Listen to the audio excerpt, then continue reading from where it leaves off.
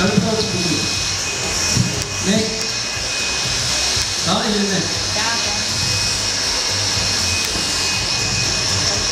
Защото много колеги дойдоха и разбраха, че не е по този начин. Това е един от класическите начини.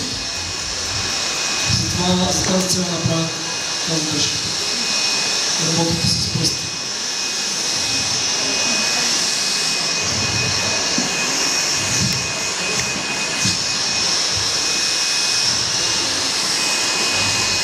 Най-добрите маши, с които съм работил някога, са на Pebbles и на Gamma Build. И двете марки са представени от Селена в България.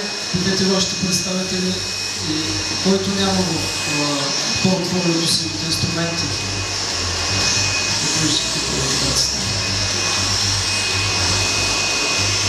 Някои от тези просто ви препоръчвам да си вземете.